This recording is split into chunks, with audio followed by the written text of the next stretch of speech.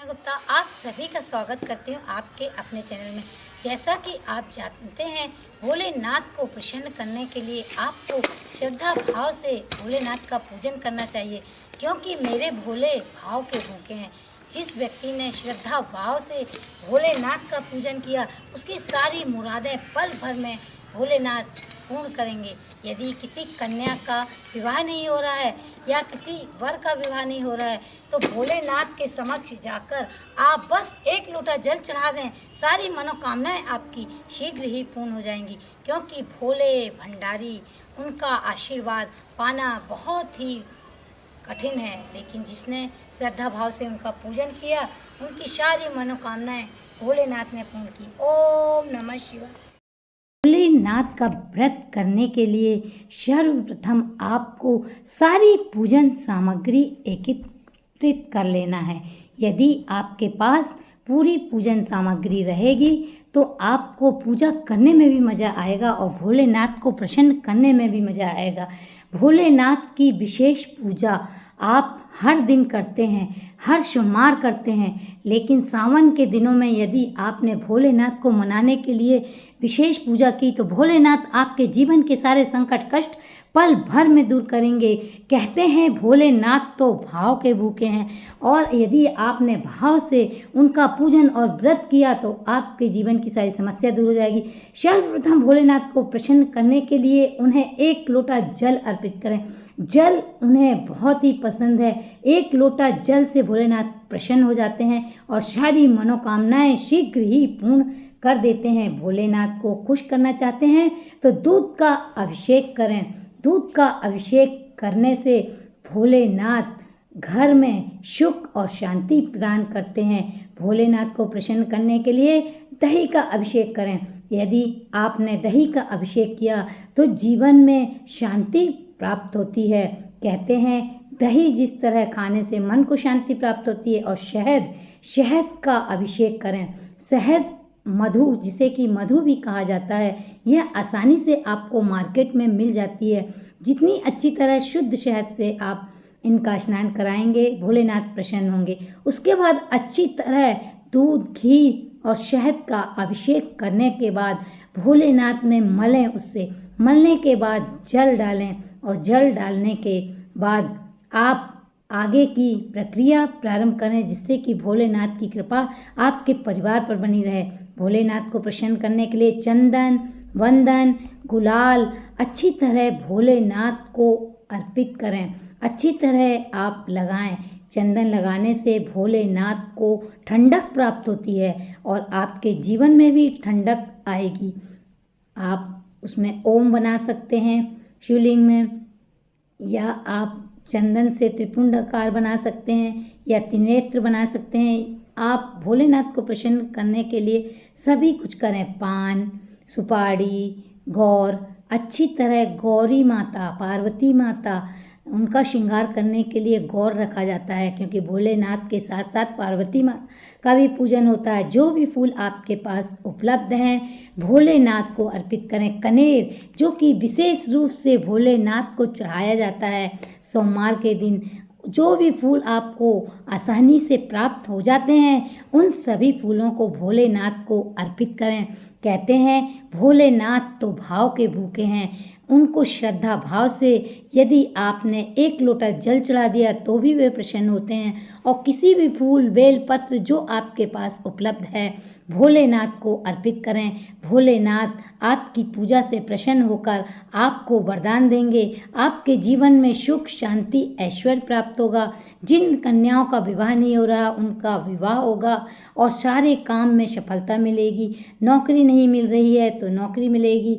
फिर उसके बाद आप फूल अर्पित करने के बाद भोलेनाथ को प्रसाद अर्पित करें। भोलेनाथ को केला, सेव, अंगूर, ककड़ी, जो भी है आपके पास उपलब्ध है उसे लगाएं। घी और गुड़ का उनको सेवन कराएं। घी गुड़ खिलाने से भोलेनाथ प्रसन्न होकर भक्तों की सारी मुरादें दूर करते हैं। श्रीफल, जो कि हर पूजा में विशेष रूप से जरूरी होता है, इसमें गंगा जल सींचें। चंदन, वंदन, हल्दी लगाकर आप भोलेनाथ को अर्पित करें। कहते हैं भोलेनाथ भक्तों की सारी मुरादें पूर्ण करने के लिए एक फल अवश्य चढ़ाएं, वो है श्रीफल, जो कि हर पूजा में विशेष रूप से चढ़ाया जाता है। गौरी माता का श्रृंगार करें, उन्हें चंदन, वंदन, फूल, वस्त्र जो भी आपके पास उपलब्ध है अर्पित करें। फिर उन्हें पीला रंग का, लाल रंग का जो भी वस्त्र आपके पास है माता गौरी को चढ़ाएं। कलश स्थापित करें, इस कलश के ऊपर एक दीपक जलाएं। हल्दी, सुपारी, सिक्का जो भी आपके पास है सभी माता गौरी को लौंग, इलायची चढ़ाएं। माता गौरी प्रसन्न होकर आपको वरदान देंगी, आपके घर विवाह होगा, शुभ कार्य होगा। फिर कलश के ऊपर जला हुआ दीपक को प्रज्वलित करें। दीपक प्रज्वलित करने के बाद आप अगरबत्ती, धूप जो भी आपके पास उपलब्ध है उससे भोलेनाथ की पूजा करें। भोलेनाथ को चढ़ाने के लिए यदि धतूरा, पान, आक के फूल, बेलपत्र, जनेऊ, शहद, घी जो भी आपको मिल जाता है भोले शंकर जी को चढ़ाएं और उनको आरती करें, धूप दीप दें। धूप दीप करने से सारी मनोकामनाएं पूर्ण होती हैं। यदि घंटी बजाकर, शंख बजाकर भोलेनाथ की पूजा की तो भोलेनाथ आपके जीवन के सारे संकट कष्ट, सोमवार को साल भर तो आप पूजा करते ही हैं, लेकिन सावन के आखिरी सोमवार को भोलेनाथ को प्रसन्न करने के लिए आपने यदि विशेष पूजा की और मीठा भोग लगाया तो भोलेनाथ प्रसन्न होकर आपके जीवन के सारे संकट कष्ट दूर करेंगे। उन्हें पैसा अर्पित कीजिए जो आपकी श्रद्धा हो, धूप दीप जलाइए, मीठा भोग लगाइए, भोलेनाथ आपकी सारी मुरादें पूर्ण करेंगे। उसके बाद आरती आप थाली में सजाकर आरती विशेष रूप से भोले शंकर की आरती करें। कहते हैं आरती करने से घर में सुख, शांति, समृद्धि और ऐश्वर्य प्राप्त होता है। घर के सभी परिवारजन अच्छी तरह मिलकर भोलेनाथ की आरती गाएं। भोलेनाथ की आरती करने से पहले आप थाली में सात्विक अवश्य बनाएं। सात्विक कहते हैं कि पूजा का शुभ संकेत होता है। चंदन से यदि आपने सात्विक बनाया है तो अच्छी तरह बनाकर चारों तरफ सिंदूर की बिंदी रखें। कहते हैं इस सात्विक से घर में सुख, शांति और शुभता आती है। और जो बिंदु आपने इस सात्विक के चारों दिशा में रखी सिंदूर से, तो कहते हैं घर में सुख, शांति, ऐश्वर्य प्राप्त होता है। भोलेनाथ को प्रसन्न करने के तो बहुत उपाय हैं, लेकिन यदि भोलेनाथ को आप प्रसन्न करना चाहते हैं तो उनकी विशेष पूजा हर सोमवार, प्रदोष काल के व्रत में और जो सावन के सोमवार हैं सभी में भोलेनाथ की विशेष पूजा करें। और अच्छी तरह पूजा करने के बाद आप सभी परिवारजन मिलकर भोलेनाथ की आरती गाएं। कहते हैं भोलेनाथ की आरती गाने से घर में आई नकारात्मक ऊर्जा शीघ्र ही घर से बाहर निकल जाती है और एक सकारात्मक ऊर्जा का प्रवाह होता है। जब भी आप कोई पूजा पाठ करते हैं देखिएगा आपका घर भरा भरा रहेगा। जिस तरह आप शिव भस्म, ये शंकर जी को चढ़ाया जाता है विशेष रूप से। कहते हैं इसे चढ़ाने से आपके जो पूरे व्रत सावन में आपने किए हैं वह पूर्ण सफलता को प्राप्त होते हैं। शिव भस्म यदि आपने शंकर जी को लगा दी तो समझ लो आपके सारे व्रत सफल हो गए। आज सावन का आखिरी सोमवार है। इस आखिरी सोमवार में विशेष पूजा तो बनती है। कितनी भी पूजा आपने हर सोमवार को की है, लेकिन विशेष रूप से आज के दिन यदि आपने भोलेनाथ को प्रसन्न कर लिया तो जितना भी पुण्य है आपको प्राप्त हो जाएगा।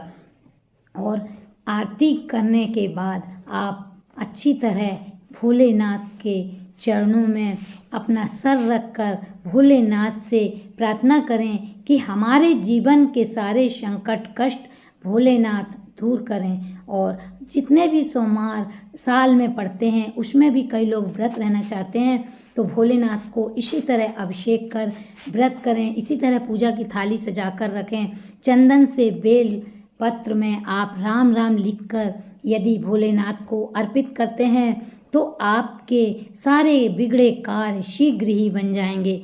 यदि आपके घर कोई शुभ कार्य नहीं हो रहा है तो शीघ्र ही आपके घर शुभ कार्य होगा। और भोलेनाथ को प्रसन्न करने के लिए यदि आपने व्रत किया।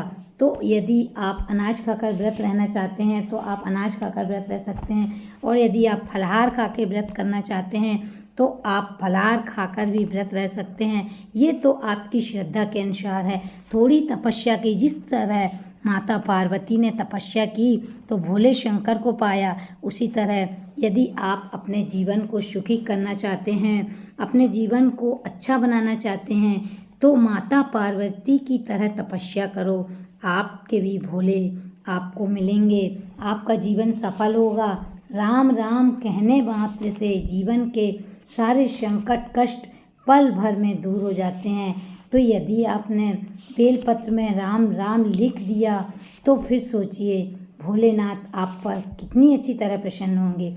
और भोलेनाथ को प्रसन्न करना और उनका आशीर्वाद यदि चाहते हैं तो सोमवार के दिन महादेव को, आखिरी सोमवार के दिन महादेव को आँख, गंगाजल, चंदन, अक्षत, फूल, बेलपत्र चढ़ाना चाहिए। इससे महादेव प्रसन्न होकर शुभ आशीष प्रदान करते हैं। और उनका अभिषेक करने से लिए आप दूध, दही, शहद, घी, पंचमेवा जरूर चढ़ाएं।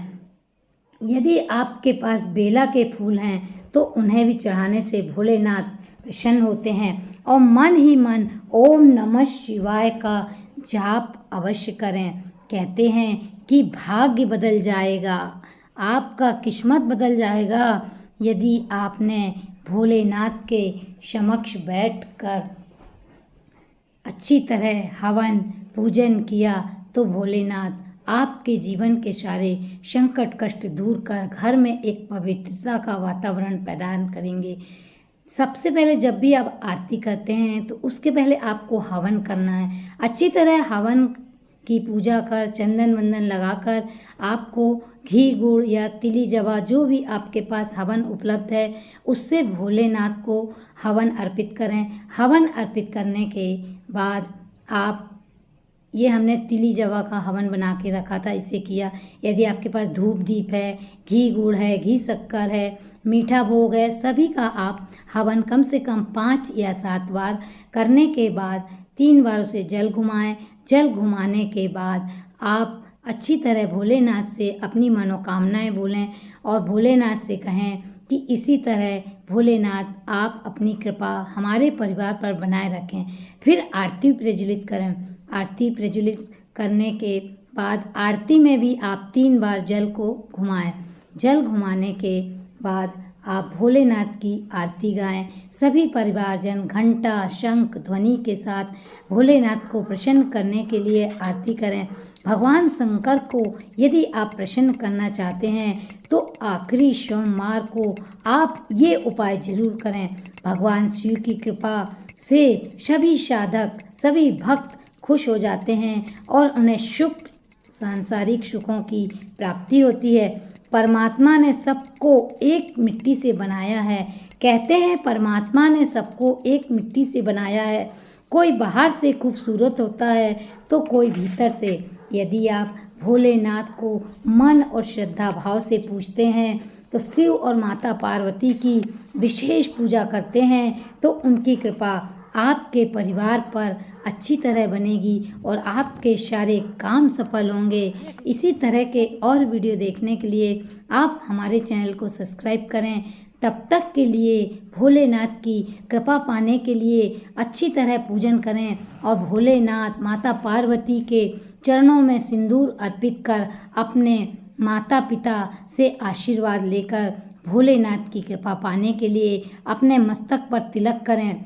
माता गौरी का सिंदूर लेकर अपने माथे पर लगाएं और अपनी मांग भरें। सावन के आखिरी सोमवार पर ध्यान से सुबह उठकर स्नान करके भोलेनाथ का अच्छी तरह पूजन करें और शहद और सुगंधित मिश्रित गंगा जल को मिलाकर शिव जी का अभिषेक करें। आखिरी सोमवार को भस्म अवश्य लगाएं। कहते हैं यदि भोलेनाथ को आपने आखिरी सोमवार को भस्म लगा दिया और उन्हें प्रसन्न करने के लिए अच्छी तरह भस्म चढ़ाएं। भोलेनाथ भस्म से बहुत प्रसन्न होते हैं। क्योंकि अघोरी बोलते हैं भोलेनाथ को। अघोरी पूरे शरीर में वो भभूति पोते हुए हैं। भोलेनाथ को प्रसन्न करने के लिए, उनकी कृपा पाने के लिए और मनोवांछित फल प्राप्त करने के लिए अच्छी तरह आरती पूजा हवन करें। भगवान भोलेनाथ बेहद दयालु और बेहद कृपालु हैं। भगवान शिव की पूजा करने से भक्त को मनोवांछित फल की प्राप्ति होती है, साथ ही सुख समृद्धि और सौभाग्य की वृद्धि होती है। सावन का महीना भगवान शिव को समर्पित है। जो भी भक्त पूर्ण श्रद्धा भाव से हवन पूजन आरती कर भोलेनाथ को प्रसन्न करता है, उसके जीवन की सारी मुरादें भोलेनाथ पूर्ण करते हैं। लेकिन आपको मन में श्रद्धा भाव के साथ भोलेनाथ का पूजन